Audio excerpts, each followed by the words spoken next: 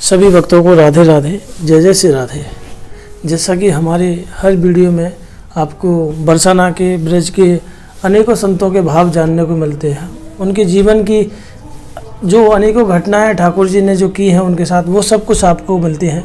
तो आज हम आपको लेकर आए हैं चरणशिला, जहां हमने जो एक पहला जो वीडियो बनाया था, जहां श्री जी के चरण चिन्ह हैं, जो बाबा वहाँ श्री जी के चरणों की सेवा करते थे। मेरे पास बहुत सारे भक्तों के मैसेज थे कि बाबा के साथ भी एक वीडियो बनाया जाए, बाबा के भाव भी जाने जाए, क्योंकि जब जिन बाबा ने श्री जी के चरणों की सेवा की है तो श्री जी ने अवश्य उनके जीवन में बहुत सारी लीलाएं की होंगी, बहुत सारे चमत्कार किए होंगे। तो आज मैं आ चुका हूँ चरण दर्शन चरणशिला पर। बाबा के साथ हमारा यह वीडियो बनने वाला है, आप ज़रूर देखिएगा, वीडियो को अंत तक देखिएगा और वीडियो अच्छा लगे तो लाइक कमेंट अवश्य कीजिएगा।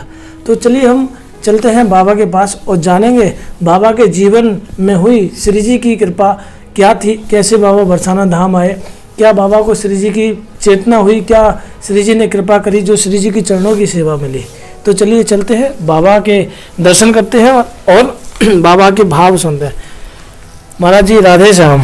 जय जय श्री राम। सबसे पहले तो हमारे सभी भक्तों की तरफ से और हमारी तरफ से आपको दंडवत प्रणाम। सबके लिए दंडवत प्रणाम, आशीर्वाद, राधा रानी सब पर कृपा करे। तो बाबा जो हमारा जो पहला जो वीडियो था चरणशिला वाला, वो सभी भक्तों ने देखा, बहुत सारा प्यार दिया।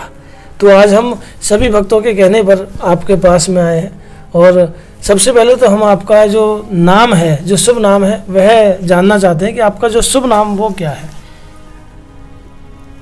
पहले आप सभी भक्तों को श्री जी के चरण के दर्शन कराओ। अच्छा, सबसे पहले तो बाबा का देखिए कितने सुंदर भाव है कि सबसे पहले सभी भक्त श्री जी के चरणों के दर्शन करें, उसके बाद श्री जी के सेवक के बारे के सेवक के भाव जानेंगे। सबसे पहले हम जो श्री जी के चरणों के दर्शन करेंगे।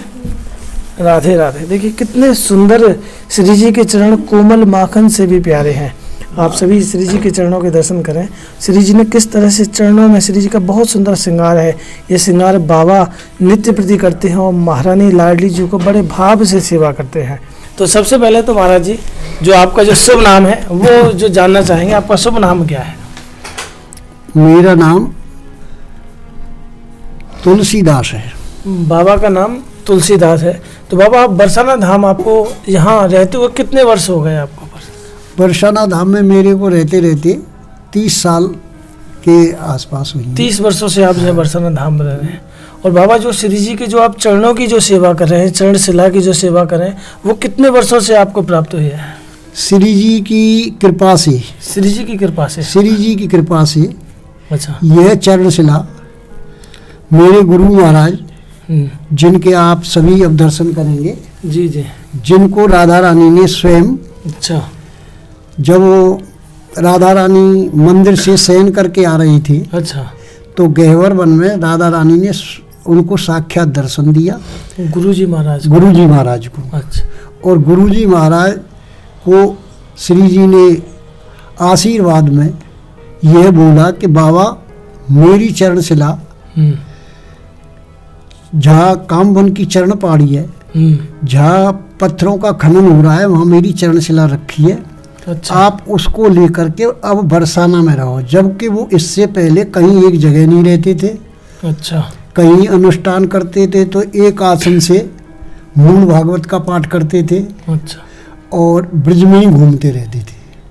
तो जब महाराज जी वहाँ गए और जा करके जहाँ खनन हो रहा था वहाँ और कोई पत्थर नहीं था, सबको लोड करके ले गए जो पत्थर खनन करते थे, और ये चरणशिला महाराज जी को वहाँ प्राप्त हुई। अच्छा। और इस फिर चरणशिला को लेकर के राधा रानी के आदेशानुसार महाराज जी बरसाना में आए, और बरसाना में इसी आश्रम में एक पुरानी छोटी कुटिया है।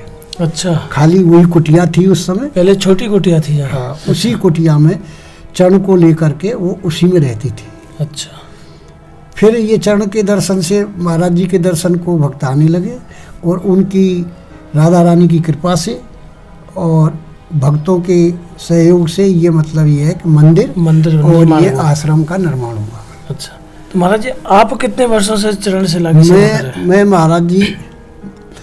महाराज जी के पास गहवर वन में नीचे महाराज जी जब ब्रज में घूमते रहते थे। अच्छा। तो महाराज जी से संपर्क गांवों में कीर्तन कराते थे। तो मैं जब छोटा था तो मैं महाराज जी के संपर्क में मैं महाराज जी को जानता था। अच्छा, तब जब महाराज जी ब्रज में जैसे भ्रमण करते थे, जब हमारे नारायण भट्ट जी ने जैसे ब्रज में भ्रमण किया है, उसी तरह महाराज जी भ्रमण करते थे जी, तब आप उनके संपर्क में आए? हाँ, तो मैं एक दिन परिक्रमा करने आया बरसाना की। अच्छा। तो महाराज जी मुझे नीचे ये गहवर वन में, जहाँ मतलब ये रस मंदिर के अंदर चौक है, अच्छा, वहाँ एक गाड़ी में, नई गाड़ी थी, उसमें कोई उनके मतलब भक्त थे, वो उनको गाड़ी में बिठा करके उसका उद्घाटन करने आए थे। अच्छा। तो मुझे महाराज जी दिखे। तो महाराज जी पहले मतलब छोटे हम थे, पढ़ते थे, तब गुरु जी हमको, जब महाराज जी हमको गांव में मतलब कीर्तन वगैरह कराते थे तो मिलते थे। तो मैंने उनको दंडोत प्रणाम किया। मैं भी कुछ इस संसार से बेखबर था उस समय। आप बचपन में आप संसार से? नहीं, जब मैं महाराज जी से अब बाद में मिला और फिर महाराज जी से मैंने दीक्षा ली तब। अच्छा। तो महाराज जी बोले कि लाला आश्रम पे चलना।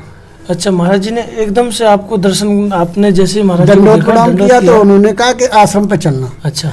तो मैं यहाँ आश्रम पे आ गया और आश्रम पे आकर के जो मेरी व्यथा थी मैंने महाराज जी को बताई, जो आपके जो जीवन में जो व्यथा। हाँ, तब जिस कारण से मैं मतलब यह कि घर से संसार से व्यथित था। बाबा, तब आपकी उम्र कितनी होगी जब आप सब कुछ छोड़कर जब महाराज जी की शरण में जब आए थे?